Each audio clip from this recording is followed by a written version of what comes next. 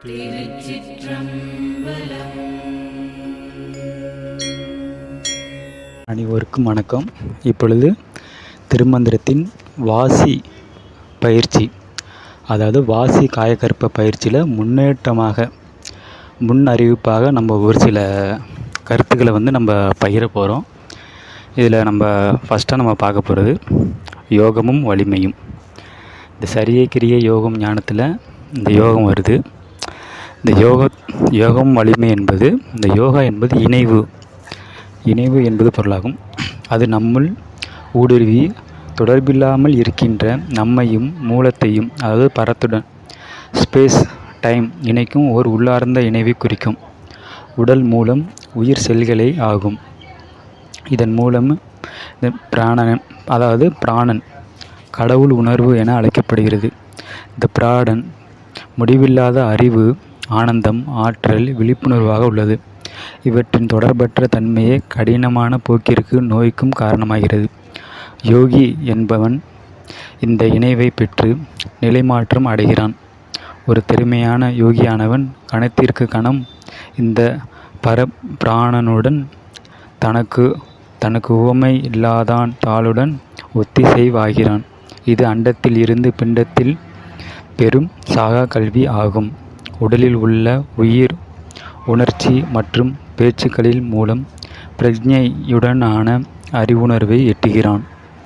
சந்திரா அமுதம் உண்ணும் அமுதகடேஸ்வரர் ஒன்றிம்பில் யோகியானவன் ஆனந்தம் கொள்கிறான். இந்த பிராணன் மூலம் மாண்டி என்னும் பரச்சார்பால் நீண்ட ஆயுளை, அறிவாற்றலை, ஆரோக்கியம், மரணமில்லா அறிவு சார்ந்த நிலை எட்டு செல்கிறது. இதுவே சித்தமும் ஆத்மமும் இணையும் ஓர் சித்தாத்ம யோக ராஜயோகம் எனப்படும்.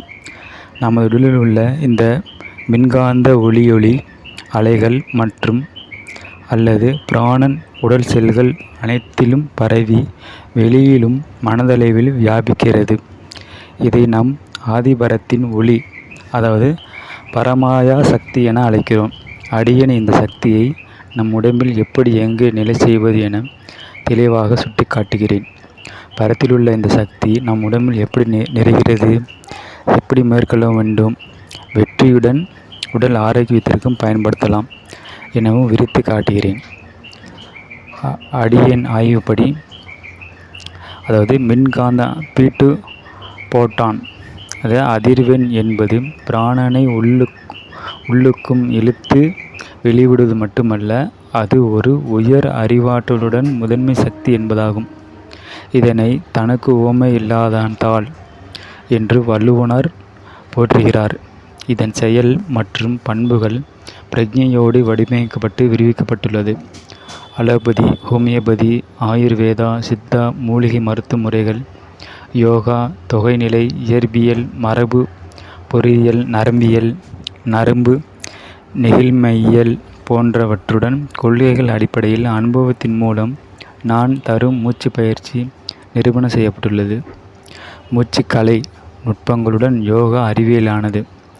முதன் யோகி நமச்சிவாய சித்தரால் நந்தி, சட்டைமுனி, இடைக்காடர், ராமதேவர், பதஞ்சலி, திருமூலரும் அவற்றிடமிருந்து ஔவையார் பெற்று உணர்ந்து ஆன்மீகவியல், இயற்கை உண்மை உணர்வுகள் எத்தன்மை மூலம் எனக்கு கற்பிக்கப்பட்டது என்று இதில் நம்ம பார்க்குறோம். இந்த P2 போட்டான் அதிர்வெண் ஒளியொலி மின்காந்த மூச்சு புலனானது பாதிக்கப்பட்ட மனித உடல் பாகங்கள் செல்களில் மூலக்கூறுகளை ஊடுருவு செய்து ஆரோக்கியத்தை மீட்டு தருகிறது. இது இந்த ஊது பயிற்சி ஆரோக்கியத்தை மீட்டு தருகிறது அப்படி சொல்கிறாரு. இந்த மூச்சு பயிற்சியில் விளையும் உடற்பலம், அதாவது நன்மைகள். மூச்சே மருந்து என்பது உண்மையான இயற்கை சுய சிகிச்சை எனவும் கூறலாம். வாசியே இங்கு மருந்து, அதாவது கல்பமாகிறது. இதனை அடையும் பயன் உடல் மனம் இரண்டையும் எப்போது புத்துணர்வான நிலையில் வைத்துக் கொள்கிறது. அதாவது லோக்கல் ஹார்ன்ஸ், புதிய செல்கள் உருவாகிறது. அதாவது லோக்கல் ஹார்மோனஸ், விழிப்புணர்வு, மனத்தெளிவு, உசார் தன்மை மேம்படுத்தியுள்ளது. சுகநித்திரை உதவுகிறது. தொல்லை, போதை, கட்டாய பழக்க வழக்கம் மற்றும் கட்டாய நடத்தையிலிருந்து விடுபட செய்கிறது. ரசிக்கூட்டு, பதற்றம், உணர்ச்சி பெருக்கு போன்றவை போக்கவும் மன வலிமை பெறவும் பெருமளவு உதவுகிறது. நுண்ணறிவு பெற உதவுகிறது. மன அமைதி, ஆனந்தம் கூடுவதில் மூலம் உறவு மேம்படுகிறது. எல்லா சவால்களையும் வேதனை மற்றும் குழப்பங்களிலிருந்து வெற்றி பெற உதவுகிறது. இதெல்லாம் பொதுவான யாவருக்கும் மன பால்பட்டால் உடல் பலம் எல்லாம் போச்சு. மனம் பால்பாடாமல் இருக்க மனம் என்னும் திரை மனிதனுக்குள் இருக்கும் மௌன காரகமான பரத்தொடர்பே ஆகும் என்பதை உணர்த்தும் மனவழி ஏகாமல் உடல் உள்ளம் உயிர் மூன்றையும் ஒருங்கிணைந்து எப்போதும் பரத்தொடர்புடன் சிதாகாசம் என்னும் நெற்றிப்பொட்டில் நினைவை வைத்து கொண்டிருக்க வேண்டும். பின்பு மனதை பரம் அதாவது ஸ்பேஸ் டைம் வியாபித்திருக்க செய்தல் வேண்டும். பஞ்சயோக நிலைகளில் சரிதனங்கள் கிடைக்கும் போதும் கடவுள் உணர்வை பெறலாம். சரிதனங்கள் செய்தால் என்றால் ஐம்புலன்களையும் அடக்கும் ஆற்றலை குறிக்கும். ஐந்தடக்கல் பயிற்சியால் ஆவது சரிதனம் எனப்படும். சரிதனங்கள் செய்தவர்கள் தங்களுக்கு கிடைக்கும் ஆன்மீக விஷயங்கள் பலரோடு பகிர்ந்து கொள்ளும் வாழும் பெரியவர்களாக இருப்பார்கள். அப்படிப்பட்டவர்கள் வாழும் தவபூமியில் சென்று அவர்களோடு கிளத்தலால் உயர் மன உணர்வை பெற வேண்டும். அவரவர் சொந்த நெஞ்சங்களில் கிளர்த்தலும் உணர்வுகளை ஆராய்ந்து கொண்டு தன்னையும் அறியும் இன்ப அறிவால் சித்த மன சக்தியை பெறலாம். இவ்வாறு அறிவோடு கிளத்தல் ஆன்மீகத்திற்கும் அழகு. சித்தத்தோடு சேர்ந்தியாகில் ஆன்மத்தீ வெளிப்படும். பித்தம் உடல் சூடு, வாதம் மூச்சுக்காற்றின் விளைவு. இவற்றின் சேர்த்துமங்களால் ஆயுட்பெருக்கம் உண்டாகும். ஐக்கிய ஆயுத்திகளால் சித்தத்தையும் ஆத்மத்தையும் சேர்த்தியாகி செய்யலாம். பித்தம் வாதம் சேர்த்தும் என்னும் மருத்துவர்கள் கண்டிருக்கும் தத்துவம் மிக சிறந்த ஒன்றாகும். மூச்சை கொண்டு உடற்சூட்டை காப்பாற்றி உயிர் வளர்க்கும் சேர்த்து என்னும் வாசி வித்தைகளும் சிறப்பாகும். இதை இடைக்காட்டு சித்தர் பின்வரும் பாடலில் கூறுகிறார். சரிதனங்கள்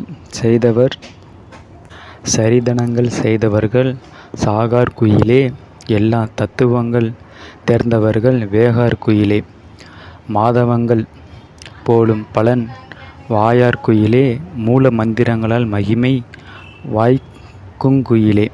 என்னன்னா அதாவது என்ன சொல்லியிருக்காரு, சாகாக்கால் வேகாக்கால் போகா பண்ணல். இதே மூணுமே இதிலே சொல்லிட்டார் இடைக்காட்டு சித்தர். பித்தவாத சிலேசுமங்கள் முதலிய தத்துவங்கள் வாய்க்க வேண்டுமெனால் மாதவங்களாகிய ஊதுமுறை போன்ற மூச்சு பயிற்சியின்றி ஆகாதாம். அவை உடல் மூலம் செல்களில் சேர்க்கும் சத்த வெளிச்ச உத்திகளாகிய மந்திர உச்சாரணத்தினால் வாய்க்கும் என்கிறார். சத்தமானது எழுத்துக்களாகிய மந்திர மகிமையால் மூல செல்கள் உயிர்ப்பிக்கப்படுகின்றன. அதற்கான வித்தைகள் சித்தாத்ம யோகத்தால் அடையப்பெறுகின்றன. இவ்வித்தைகள் கொண்டு சாதனை செய்பவர்கள் லேசில் சாக மாட்டார்கள் என்று இப்பாடலின் பொருளாகும். இடைக்காட்டு சித்தர் குயிலோடு கிளத்தல் பாடல்கள் மூலம் தன் ஆழ்தள உளவியலை பெருக்கிக் கொண்டார். அதனால் அவர் தம்முள் சாவாதிருத்திற் பால் கறக்கும் வழிகளாகிய அமிர்தத்தை சுருக்கும், அதாவது டு கெட் த நெக்டார் இருப்பதைக் கண்டு அதனை உண்டு நெடுகாலம் வாழ்ந்து ஒளியுடம்பானார். அவ்வழியில் தனித்து நின்று தவம் மேற்கொண்டு வேவாதிருந்து, அதாவது வேறுபாடுகளற்ற ஒருமைக்குரிய யூனிவர்சல் ஒன்னஸ் பண்புகளை குறிக்கும் மகிமைப்படுத்துகிறார். அடியேன் இப்பாடலுக்குரிய வித்தையை விளக்கி கூறுவன். கடலுணர்வை உள்வாங்கி எண்ணி ஆராய்ந்து உணர்ந்த பின் பிறவா இரவா நிலைக்குரிய சித்தார்த்த யோகத்தை கண்டு அந்த பயிற்சியை தொடர வேண்டும். பின்பு அமுதம் பெற்றால் கல்பம் பெறலாம். கல்பம் என்றால் நினைத்ததை அடைதல் என்று பொருளாகும். வெறுமனே உண்டு உறங்கி தெரியாமல் பெண்டு பிள்ளைகள் என்று கவலைப்படாமல் இயற்கையான கடவுள் உணர்வை தன்னுள் விண்டு அதனால் அடையும் பேரின்பத்தையும் இகவாழ்வின் சிறப்பையும் வாசி வழக்கத்தால் நம் அடையலாம் என்பதே கல்ப விதியாகும். நம் கல்பம் பெறுவதற்கு, அதாவது இந்த யோகத்தில் பிரபஞ்ச தொடர்பு, அதாவது காஸ்மாலஜி தேவைப்படுகிறது. அதற்கு தேவையான பிரபஞ்ச தொடர்பை பற்றி தெளிவாக நம்ம அடுத்தடுத்து பார்ப்போம். பிறப்புக்கு முன் இறப்புக்கு பின் உள்ள நிலைகளை நாம் உணர வேண்டுமெனில் இயற்கை உண்மை நமக்கு பிரபஞ்சத்திற்கு உள்ள நெருக்கத்தை நாம் உணர வேண்டும். இப்போது நமது வாழ்க்கை என்பது பிறப்பிலிருந்து இறப்பு வரை உள்ளது என்பது தெளிவாகும். அது பிரபஞ்சத்துடன் உடனான ஒரு ஒப்பந்தமே ஆகும். மனித வாழ்வேன மண்ணுலகில் தோன்றியதெல்லாம் காலபரத்தால், அதாவது ஸ்பேஸ் டைம் காலபரத்தால் அழியும். அழியாதிருக்க அகத்திருளை நீக்கி உடலில் ஒளி பெற செய்தல் வேண்டும். இதனை மறவாமல் நமது காரியங்களை ஆற்ற வேண்டும். மானுடம் ஒட்டுமொத்தமும் மேற்பட இயற்கை உண்மை இயலானது நம் உடம்பில் வாசியாக இருப்பதை உணர வேண்டும். வாழ்க்கை ஒப்பந்த பிரிவில் உடல் உள்ளம் உயிர்களுக்கிடையே எழுதி திட்டமிடாத இயற்கை உடன்பாடு ஒன்று இருக்கிறது. திடம்பட்ட மெய்ஞானம் இயற்கை உட்பந்தம் ஒன்று தலையெழுத்தாக உள்ளது. கருவியே அது ஆகிறது. வாழ்வியலில் முதலில் உயிர் நாடி நுழைந்து பிண்டோபத்தியில், அதாவது எம்பியோ தெரிகிறது. பின்னர் உருவை அது நிச்சயிக்கிறது.